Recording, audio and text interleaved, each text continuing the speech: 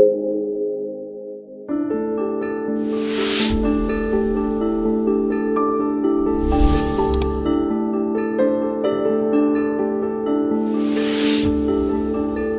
dengar soal kerajaan Salakanagara? Banyak orang tahunya Kutai di Kalimantan Timur sebagai kerajaan tertua di Nusantara. Tapi ternyata, jauh sebelum Kutai berdiri sekitar tahun 400 Masehi, di Pulau Jawa sudah ada kerajaan bernama Salakanagara yang didirikan oleh Dewa Warman. Kerajaan ini disebut-sebut sebagai kerajaan paling awal di Jawa, bahkan di seluruh Nusantara. Informasi ini datang dari naskah Wangsakerta, sebuah catatan sejarah yang disusun oleh Pangeran Wangsakerta dan timnya. Jadi bisa dibilang, Salakanagara adalah pintu gerbang awal dari panjangnya sejarah kerajaan di tanah air kita. Ada dugaan kuat kalau kerajaan Salakanagara adalah leluhur dari suku Sunda. Kenapa begitu? Karena wilayah peradaban Salakanagara, baik secara geografis maupun budaya, ternyata sama persis dengan wilayah yang jadi pusat kehidupan orang Sunda selama berabad-abad. Bukan cuma itu, ada juga kesamaan kosakata antara bahasa Sunda dan Salakanagara. Bahkan, pernah ditemukan sebuah peninggalan unik yang disebut jam Sunda atau jam Salakanagara, alat penunjuk waktu yang menggunakan bahasa Sunda. Dari berbagai petunjuk ini, muncul satu kesimpulan menarik. Sunda sebenarnya adalah salah satu peradaban tua yang sudah ada sejak awal di tanah Jawa.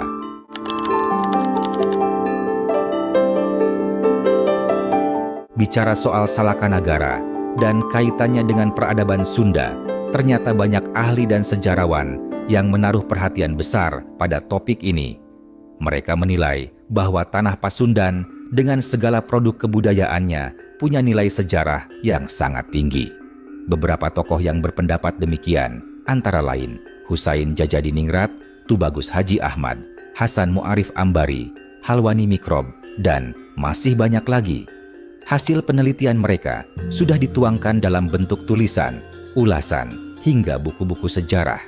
Menariknya, bukan hanya peneliti dalam negeri, tapi juga akademisi dari luar negeri ikut memberi perhatian. Nama-nama seperti John Miksit, Takashi, Atja, Saleh Danasasmita, Yosef Iskandar, Claude Gillot, Ayat Rohaidi, hingga Wisnu Handoko turut memperkaya diskusi ini. Dari karya-karya mereka, pandangan kita tentang Salakanagara dan Banten jadi semakin luas dan terbuka, baik dalam literatur berbahasa Indonesia maupun bahasa Inggris.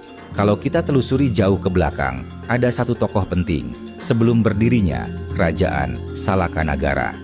Dialah Aki Tirem, penguasa awal di wilayah yang kelak menjadi pusat kerajaan ini. Menariknya, kampung yang ia pimpin diduga kuat adalah tempat yang disebut Argir oleh Ptolemeus sekitar tahun 150 Masehi. Nama itu muncul karena dalam bahasa Sanskerta, Salakanagara berarti negara perak. Lokasi kerajaan ini dipercaya berada di sekitar Teluk Lada, Pandeglang, Banten. Dari sinilah kisah penting dimulai. Putri Aki Tirem, Dewi Pohacilarasati, dinikahi oleh seorang saudagar Hindu dari Bharata, India, bernama Dewa Warman, yang kelak dikenal sebagai pendiri Salakanagara. Bukan hanya Dewa Warman yang menetap, tapi juga para pengikut dan pasukannya. Mereka menikah dengan penduduk setempat, membaur, dan akhirnya memutuskan untuk tidak kembali ke tanah asalnya. Dari sinilah babak baru sejarah di tanah Pasundan dimulai.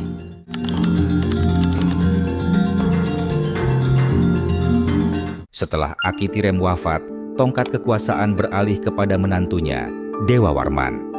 Tahun 130 Masehi, ia mendirikan sebuah kerajaan bernama Salakanagara dengan pusat pemerintahan di Rajatapura.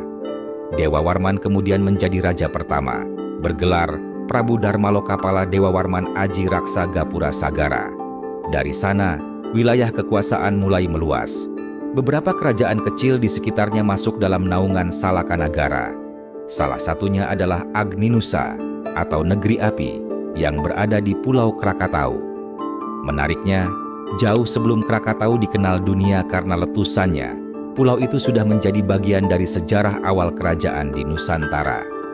Rajatapura tercatat sebagai ibu kota Salakanagara.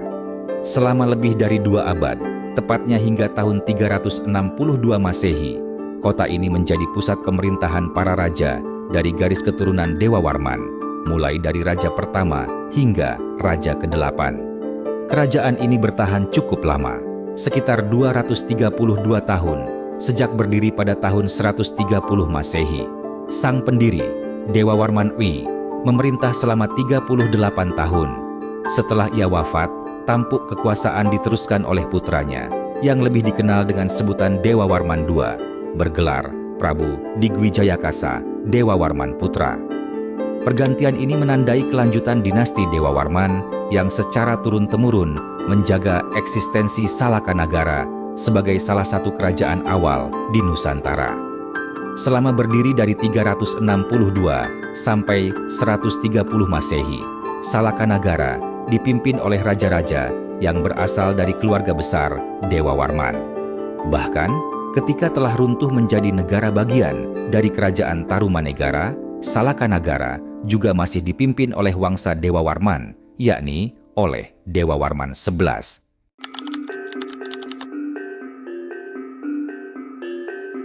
Sejarah mencatat, raja pertama Salakanagara adalah Dewa Warman I.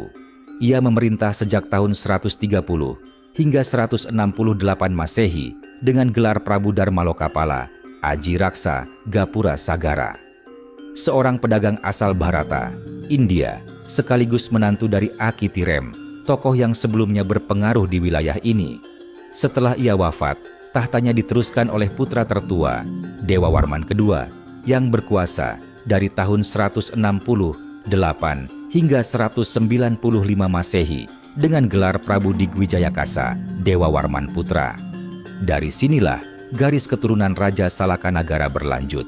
Generasi berikutnya adalah Dewa Warman III, putra dari Dewa Warman II. Ia memerintah cukup lama, dari tahun 195 hingga 238 Masehi, dengan gelar Prabu Singasagara Bimaya Sawirya. Selepas itu, kepemimpinan beralih ke Dewa Warman IV, menantu Dewa Warman II, sekaligus Raja Ujung Kulon, yang berkuasa dari tahun 238 hingga 252 Masehi. Lalu diteruskan oleh Dewa Warman V, menantu Dewa Warman IV, dari tahun 252 hingga 276 Masehi. Namun perjalanan tidak selalu mulus. Dewa Warman V gugur dalam peperangan melawan bajak laut. Kekuasaan lalu dipegang secara unik oleh putri tertua Dewa Warman IV, Mahisa Suramardini Warman Dewi, yang memimpin bersama bibinya, istri dari Dewa Warman V. Mereka memerintah bersama antara tahun 276 hingga 289 Masehi. Selanjutnya, tahta jatuh ke Dewa Warman ke-6, putra tertua Dewa Warman ke-5. Ia dikenal dengan gelar Sang Mokteng Samudra, berkuasa dari 289 hingga 308 Masehi. Kepemimpinan diteruskan lagi oleh putra tertua Dewa Warman ke-6 yang bergelar Prabu Bima Digwijaya Satyaganapati, berkuasa dari 308 hingga 340 Masehi. Setelahnya, giliran Svatikarnawa Warman Dewi, putri kerajaan, yang memimpin dari 340 hingga 348 Masehi. Dan pada tahun 348 Masehi, tahta berpindah ke Dewa Warman VIII, cucu dari Dewa Warman IV, sekaligus suami Svatikarnawa. Dialah raja terakhir Salakanagara, memimpin hingga 362 Masehi. Sejak saat itu, Salakanagara tetap ada, namun bukan lagi sebagai kerajaan merdeka. Ia menjadi wilayah bawahan Tarumanegara, dengan pemimpinnya adalah Dewa Warman IX, melanjutkan garis keturunan yang pernah mengukir sejarah panjang di tanah Sunda.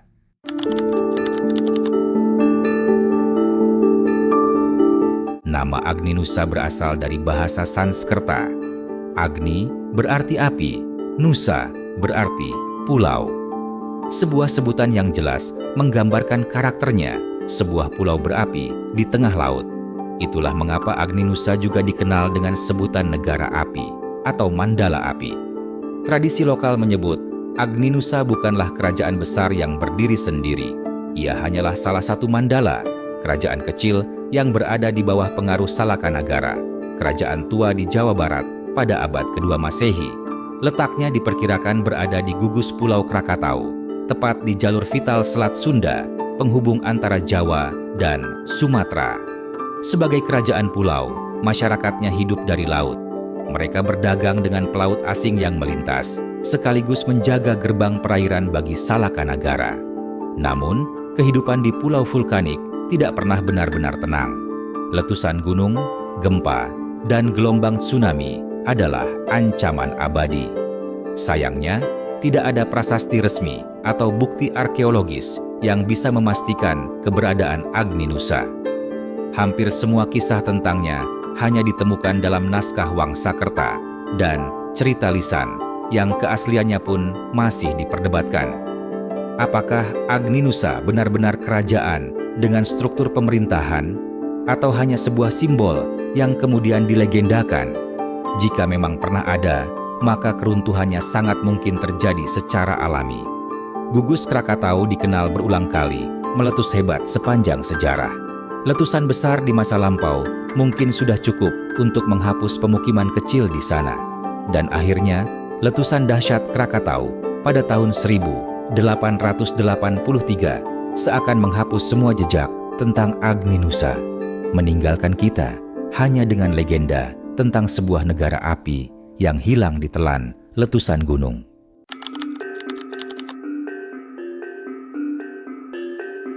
Di ujung barat Pulau Jawa, ada sebuah pulau sunyi bernama Panaitan. Kini, ia hanya dikenal sebagai bagian dari Taman Nasional Ujung Kulon, rumah bagi badak Jawa yang langka. Namun, jauh sebelum hutan ini kembali liar. Pulau Panaitan pernah menyimpan sebuah kisah besar, sebuah kerajaan kecil penuh rahasia yang berdiri di bawah naungan kerajaan besar pertama di tanah Sunda. Kerajaan itu bernama Agrabinta. Pulau Panaitan menghadap langsung ke Selat Sunda, jalur emas perdagangan antara Jawa dan Sumatera. Letaknya strategis dan bukan kebetulan bila di puncak bukit tertingginya, Gunung Raksa, para peneliti menemukan arca-arca Hindu, Siwa, Ganesha, dan Lingga Batu.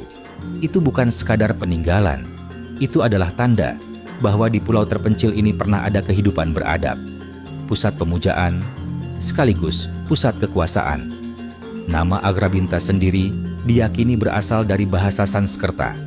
Agra berarti utama atau puncak, Binta merujuk pada wilayah setempat, dan Pura berarti kota atau pusat pemerintahan.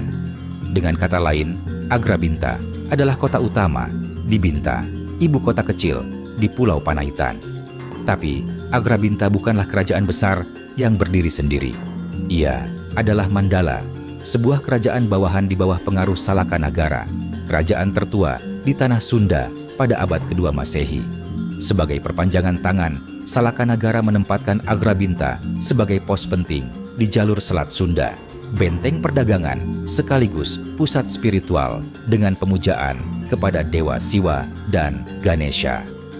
Di Agrabinta, kehidupan berputar pada dua hal, laut dan kepercayaan. Laut memberi mereka perdagangan dan kekuatan strategis. Gunung Raksa memberi mereka pusat ritual, tempat ziarah, dan simbol perlindungan.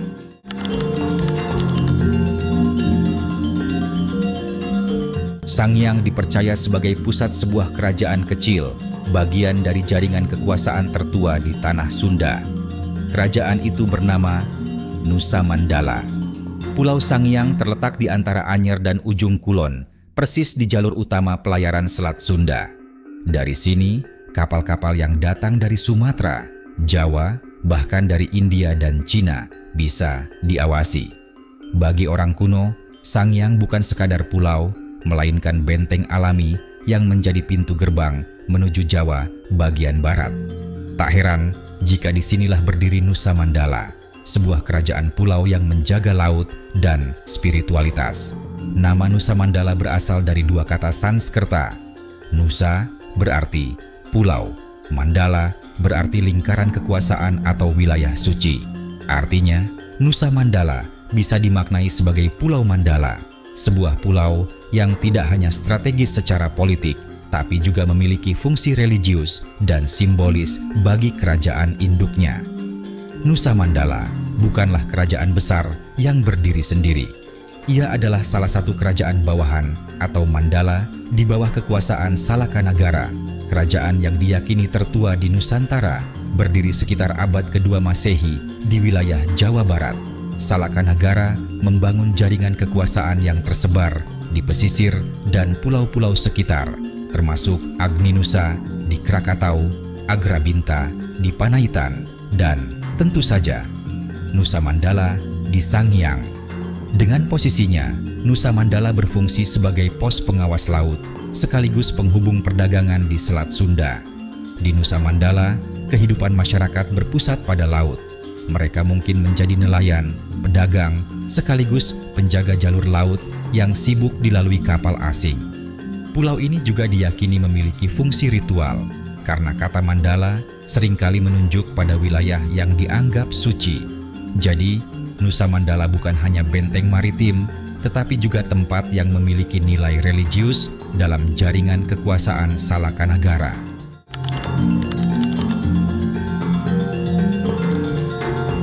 Di masa kejayaannya, Salakanagara tidak berdiri sendiri. Kerajaan ini membawahi beberapa wilayah kecil yang dipimpin oleh keturunan atau kerabat dinasti Dewa Warman. Salah satunya adalah Kerajaan Ujung Kulon. Kerajaan ini berdiri sekitar abad kedua Masehi di wilayah yang kini kita kenal sebagai Pandeglang, Banten. Pendiri pertamanya adalah Senopati Bahadura Harigana Jaya Sakti, adik kandung dari Dewa Warman I, Raja pertama Salakanagara. Seiring waktu, hubungan antara kerajaan bawahan dan kerajaan pusat semakin erat. Saat Dharma Satyanagara memimpin Ujung Kulon, ia menikah dengan putri dari Dewa Warman III. Dari perkawinan ini, ia bahkan kemudian menjadi raja keempat di Salakanagara. Namun, perjalanan sejarah selalu berubah. Ketika Tarumanegara tumbuh menjadi kerajaan besar di Jawa Barat, Purnawarman Raja ketiga Tarumanegara menaklukkan kerajaan Ujung Kulon. Sejak saat itu, Ujung Kulon resmi berada di bawah kekuasaan Tarumanegara. Bahkan pasukannya ikut serta dalam perang membantu Wisnuwarman, Raja keempat Tarumanegara, untuk menumpas pemberontakan Cakrawarman. Kerajaan Ujung Kulon juga dikenal sebagai bagian dari Mandala, yaitu Kabuyutan atau Kemandalaan di tanah Pasundan. Sebuah mandala bukan sekadar wilayah perdikan bebas pajak, tapi juga memiliki otoritas layaknya kerajaan. Ia biasanya dipimpin oleh seorang guru resi yang sering disebut sebagai Raja Mandala. Budaya Hindu sangat kental di kerajaan ini, menjadi identitas masyarakat Ujung Kulon pada masa itu.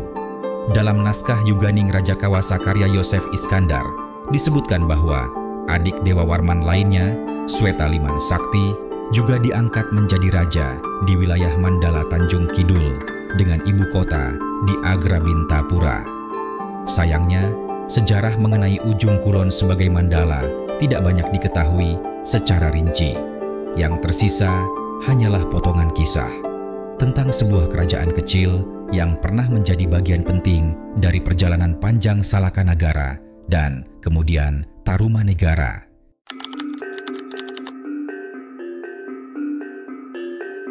Selain kerajaan Ujung Kulon, ada satu lagi kerajaan bawahan Salakanagara yang tak kalah penting, Kerajaan Tanjung Kidul, atau yang juga dikenal dengan nama Mandala Agrabintapura. Ibu kotanya terletak di Agrabintapura, wilayah yang kini masuk kawasan Cianjur Selatan. Pendiri sekaligus raja pertamanya adalah Swetaliman Sakti, adik kedua dari Dewa Warman I, pendiri Salakanagara. Berbeda dengan bayangan mistis masyarakat Jawa tentang Segoro Kidul, Kerajaan Tanjung Kidul atau Mandala Sagara Kidul adalah fakta historis. Dalam naskah kuno Carita Parahyangan, disebutkan bahwa ia merupakan salah satu dari 73 mandala yang ada di Tatar Pasundan. Sebagai sebuah mandala, wilayah ini awalnya berfungsi sebagai pusat pendidikan Sunda, dikelola oleh seorang resi atau guru, sebelum berkembang menjadi sebuah kerajaan Hindu yang mapan di pesisir Samudra Hindia. Seperti halnya Ujung Kulon, Tanjung Kidul pun pada akhirnya berada di bawah kekuasaan Tarumanegara ketika pengaruh Salakanagara mulai meredup. Keberadaan kerajaan ini bukan sekadar legenda. Namanya tercatat dalam berbagai naskah kuno, seperti Pustaka Raja-Raja I Bumi Nusantara, Pustaka Carita Parahyangan I Bumi Jawa Kulwan, hingga Nagara Kereta Bumi.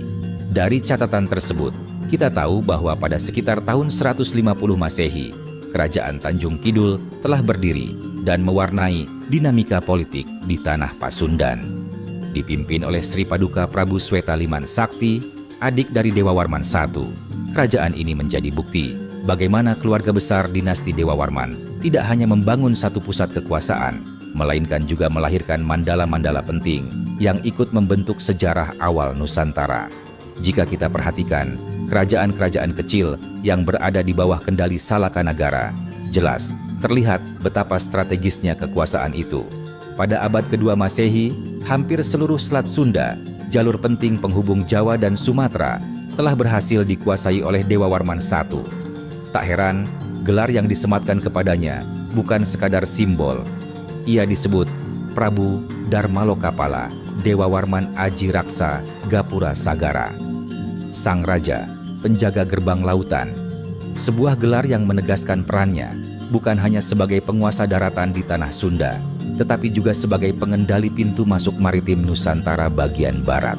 Dialah raja yang membuka babak pertama sejarah kerajaan di Jawa dan mungkin di seluruh Nusantara.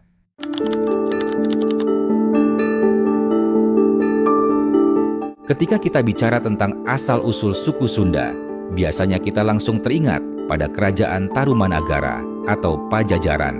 Namun, jauh sebelum itu, di tanah Jawa bagian barat pernah berdiri sebuah kerajaan kuno yang kini nyaris terlupakan. Kerajaan pertama yang membuka jalan bagi lahirnya identitas Sunda. Kerajaan itu bernama Salakanagara. Salakanagara diyakini berdiri sekitar abad kedua Masehi di daerah pesisir barat Jawa, tepatnya sekitar Teluk Lada, Pandeglang, Banten, sekarang. Raja pertamanya adalah Dewa Warman I, seorang bangsawan dari India yang menikahi putri setempat bernama Pohaci Larasati. Pernikahan ini bukan hanya penyatuan dua orang, tapi juga penyatuan dua budaya yang melahirkan dinasti baru di tanah Sunda. Inilah titik awal mengapa Salakanagara disebut sebagai kerajaan pertama di tanah Sunda. Salakanagara tidak berdiri sendiri. Ia membangun jaringan kekuasaan berupa kerajaan-kerajaan kecil atau mandala di sekitar Selat Sunda. Ada Agninusa di Krakatau, Agrabinta di Pulau Panaitan, dan Nusa Mandala di Pulau Sangiang. Semua berada di bawah naungan Salakanagara, menjaga jalur perdagangan sekaligus menjadi benteng spiritual. Dengan cara ini, Salakanagara bukan hanya kerajaan pesisir, tetapi juga kekuatan maritim awal di Nusantara. Kenapa Salakanagara disebut sebagai nenek moyang suku Sunda? Karena dari sinilah cikal bakal identitas politik dan budaya Sunda terbentuk. Raja-raja Salakanagara menurunkan garis keturunan yang kelak melahirkan kerajaan-kerajaan Sunda berikutnya. Tarumanagara, kemudian Sunda Galuh, hingga Pajajaran. Bahasa, adat, dan sistem kemasyarakatan Sunda berakar dari perkembangan budaya yang dimulai sejak era Salakanagara. Dengan kata lain, jika Sunda adalah sebuah pohon, maka Salakanagara adalah akarnya. Tapi, di balik semua kisah ini, ada satu masalah besar. Bukti sejarah Salakanagara sangat minim. Sebagian besar cerita tentang Salakanagara muncul dari naskah Wangsakerta yang ditulis pada abad ke-17. Banyak sejarawan meragukan keaslian naskah ini. Meski di sisi lain, tradisi lisan masyarakat Sunda tetap menganggap Salakanagara sebagai bagian dari leluhur mereka.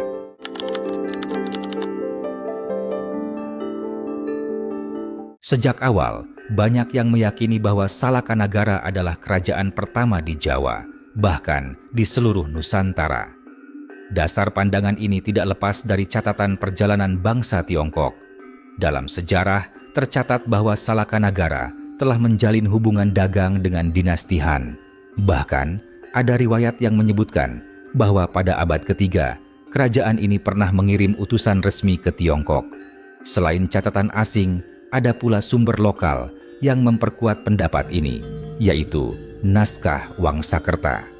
Dalam pustaka Raja-Raja Ibumi Nusantara, disebutkan dengan jelas bahwa Salakanagara adalah kerajaan pertama di Jawa dan Nusantara. Wilayah kekuasaannya meliputi hampir seluruh Jawa bagian barat hingga pulau-pulau kecil di sekitarnya. Namun disinilah masalah muncul. Naskah Wangsakerta sendiri penuh kontroversi. Disusun oleh para peneliti dari Kesultanan Cirebon, naskah ini konon memakan waktu 21 tahun dan baru rampung pada tahun 1698. Meski isinya sangat lengkap, banyak sejarawan meragukan validitasnya.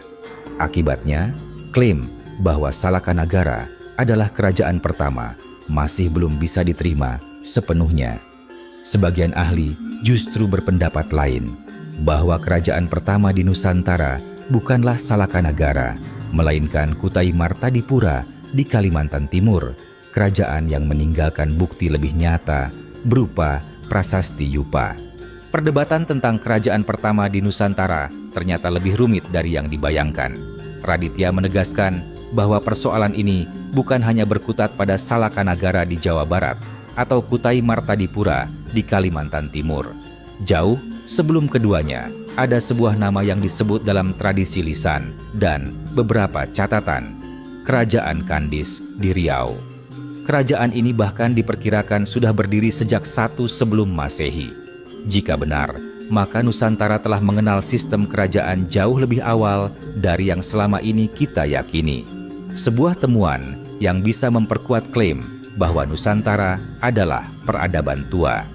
Namun, disinilah pertanyaan muncul. Apakah struktur pemerintahan Kandis sudah bisa disebut sebagai kerajaan? Ataukah ia hanya semacam komunitas besar dengan pemimpin lokal? Sampai kini, bukti kuatnya masih belum bisa dipertanggungjawabkan. Hal serupa juga berlaku untuk kerajaan-kerajaan awal lain di Tanah Melayu, seperti Kerajaan Kancil Putih dan Koto Alang. Di sisi lain, ada pendapat yang menyebutkan bahwa Salakanagara lah yang lebih layak menyandang gelar kerajaan tertua. Menurut naskah Wangsakerta, Salakanagara berdiri pada tahun 130 Masehi, didirikan oleh Dewa Warman, seorang pedagang asal India dengan ibu kota di Rajatapura. Menariknya, ibu kota Rajatapura ini disebut-sebut sebagai negeri yang pernah ditulis oleh pakar geografi, astronomi, sekaligus astrologi Romawi kuno, Claudius Ptolemaios. Ia menuliskan tentang sebuah negeri bernama Argir, terletak di ujung barat Pulau Labodio, yang kemudian dikaitkan dengan Yawadwipa atau Jawa. Kata Argir sendiri berarti perak, dan oleh para ahli kemudian diterjemahkan sebagai merak. Sementara itu, salah seorang sejarawan Sunda, Edi S. Ekadjati, menduga bahwa letak ibu kota kerajaan Salakanagara yang bernama Rajatapura itu bisa jadi adalah kota Merak sekarang. Dalam bahasa Sunda, merak sendiri berarti membuat perak. Lalu dalam versi berita Cina yang berasal dari tahun 132 Masehi, disebutkan tentang keberadaan sebuah wilayah yang bernama Yetiao, yang sering diartikan dengan Yawadwipa, dengan rajanya bernama Pien, yang pengucapan bahasa Cina dari bahasa Sansekerta, Dewa Warman.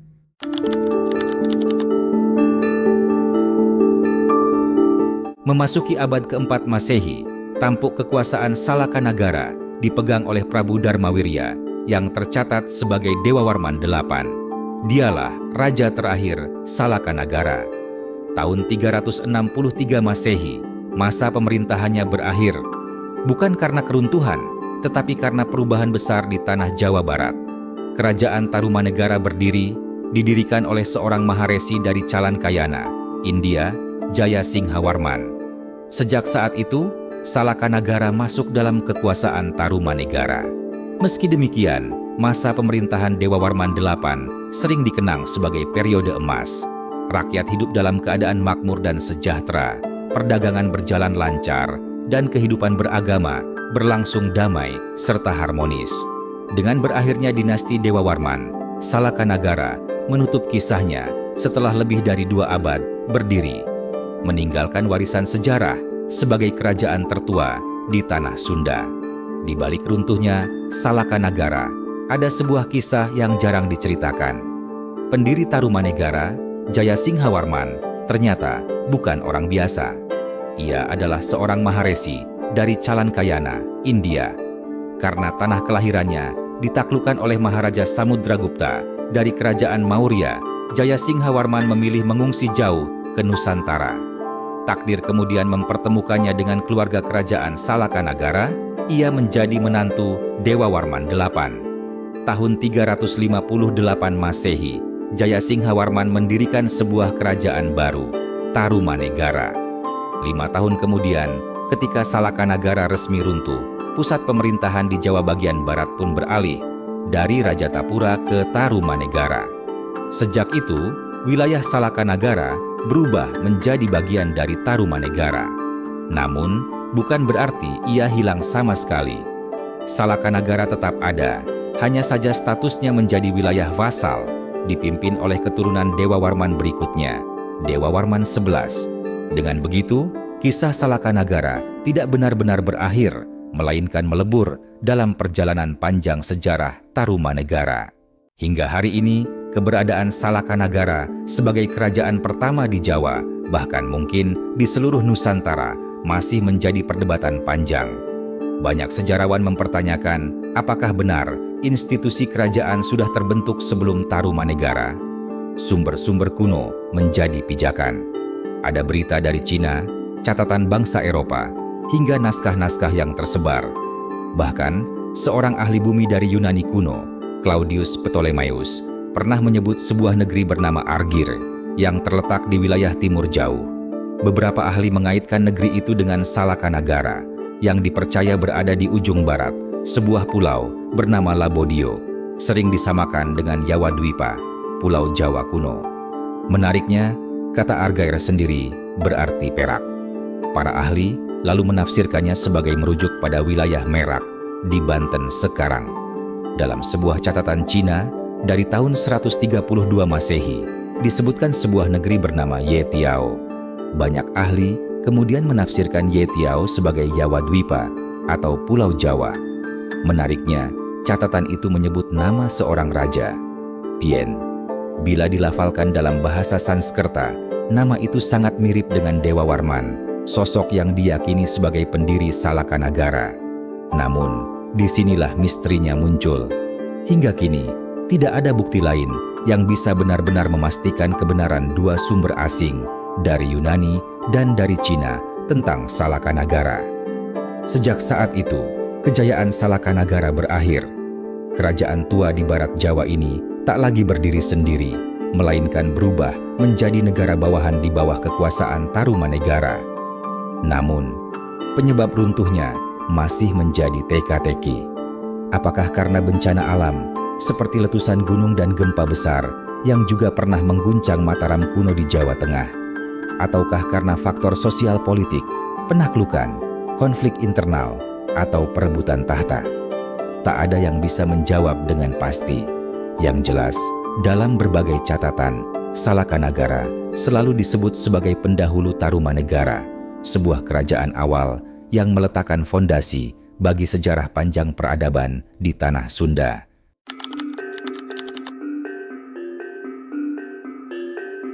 Meski kisah Salakanagara telah lama terkubur waktu, beberapa peninggalan masih menyisakan jejaknya. Di Pandeglang, kita menemukan jejak batu menhir, kolam pemandian purba, dan situs-situs kuno di lereng Gunung Pulosari. Ada pula batu dakon, batu berlubang yang dipakai meramu obat, mirip permainan tradisional anak-anak.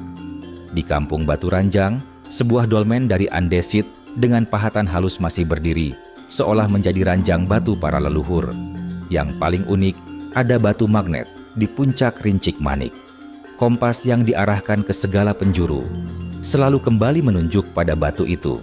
Sebuah misteri yang hingga kini belum terpecahkan. Dan di Pulau Panaitan, Arca Ganesha dan Siwa menegaskan bahwa masyarakat Salakanagara memeluk Hindu Siwa. Namun sayang, sebagian besar peninggalan ini lenyap ditelan bencana. Ketika Gunung Krakatau meletus dahsyat, banyak situs Salakanagara musnah tersapu gelombang dan abu vulkanik. Yang tersisa kini hanyalah fragmen, potongan kecil dari sebuah kerajaan besar yang pernah berjaya di barat Jawa.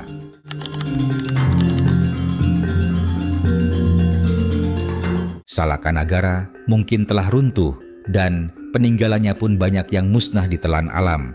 Namun dari menhir, arca, hingga batu misterius yang masih tersisa, kita seakan diajak untuk mendengar bisikan masa lalu.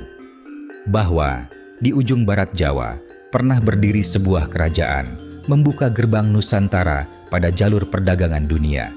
Sejarah memang bukan sekadar catatan nama raja atau tahun kejayaan. Ia adalah cermin perjalanan manusia tentang kekuasaan, kepercayaan, dan kefanaan. Sehebat apapun sebuah kerajaan, ia bisa hilang dalam sekejap. Tapi jejaknya tetap hidup dalam batu, dalam mitos, dalam ingatan. Mungkin inilah warisan terbesar Salakanagara, mengajarkan kita bahwa kemegahan tidak abadi, tapi jejak kebaikan dan kebijaksanaan akan selalu menemukan jalan untuk bertahan, menunggu untuk dikenang. Semoga sedikit ini bisa menjadi sumber pengetahuan untuk kita. Kita masih akan membahas sejarah yang jarang diketahui. Untuk itu, tetaplah bersama kami, Retro Historika, menguak sejarah, menyingkap misteri. Sampai jumpa di video selanjutnya.